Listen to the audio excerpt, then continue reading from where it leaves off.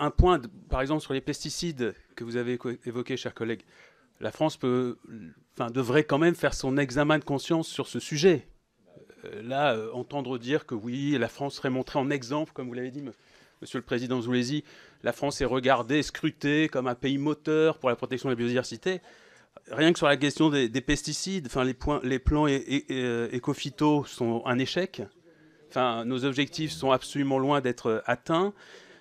Les néonicotinoïdes, c'est bien vous qui les avez réintroduits, et apparemment ça va continuer encore pour les betteraviers. On n'est vraiment pas du tout à la hauteur sur cette question, donc j'ai du mal à comprendre comment aujourd'hui on peut considérer que sur le sujet nous serions en bonne posture.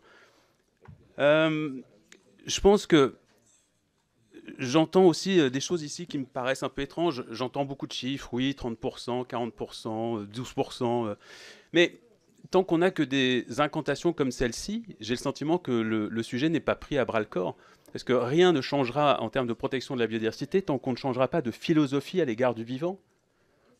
Et là, j'ai pas l'impression, dans le compte-rendu très bref qui nous est proposé ce matin, que ce soit envisagé. Tant qu'on envisage la biodiversité, donc le vivant, comme simplement un éventail de ressources dans lesquelles on peut puiser indéfiniment pour développer notre pays, enfin développer dans un sens purement économique et pour permettre à certains de s'enrichir, rien ne changera jamais. Je vous entendais, cher collègue, Monsieur Maquet, dire c'est par la croissance économique qu'on défend l'environnement. Mais si c'est vraiment la leçon qui a été tirée des discussions que vous avez pu avoir à Montréal, les bras m'en tombent. Je ne peux pas imaginer, est-ce que c'est vraiment ce que vous avez entendu là-bas? Est-ce que c'est ce que les experts que vous avez rencontrés vous ont dit? Ou c'est votre point de vue politique aujourd'hui sur la manière dont on doit défendre le vivant? Parce que ça, ce que vous dites, c'est en contradiction totale avec ce que nous disent depuis des années maintenant le GIEC, l'IPBES, ce que nous ont dit également les 15 000 scientifiques qui en 2017 avaient signé une tribune pour nous alerter sur la nécessité absolue de changer notre modèle économique. On ne pourra pas sauver le vivant, sauver la biodiversité si on continue à avoir cette vision purement marchande. Alors oui, bien évidemment, le vivant, la biodiversité, c'est absolument utile, indispensable pour nous permettre de vivre. On a bien compris qu'on doit puiser des ressources dans le vivant. Mais tant qu'on les surexploite, ces ressources, dans le seul but du profit, on pourra faire des tas de réunions, des réunions ici, en commission du développement durable, des réunions à Montréal ou ailleurs, pour dire « ah là là, on va prendre les meilleures décisions du monde », mais on ne fera jamais rien. Donc sérieux et de concret pour défendre ce vivant. Il y a toute une partie du vivant aujourd'hui, si on veut le protéger, qui doit être considéré pour ce qu'il est, c'est-à-dire une entité qui peut vivre, qui a un droit à vivre de manière intrinsèque, et non pas simplement de manière utilitaire.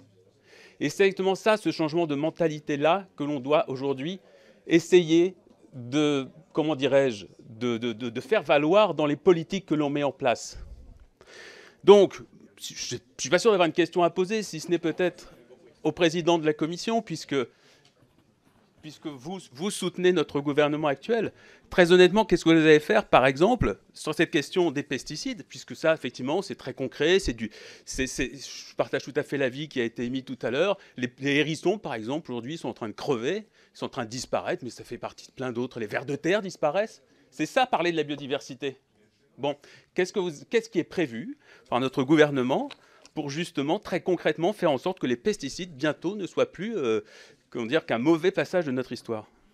Merci, Monsieur Caron. Monsieur le Président Zoulesi.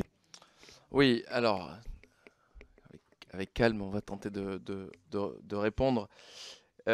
Plusieurs points. Premier sujet, j'affirme, et je continuerai à le dire et à le répéter, oui, la France est considérée comme un territoire qui fait pour la protection de l'environnement, et c'est bien un sujet qui est revenu dans le cadre de nos discussions, que ça ne vous plaise,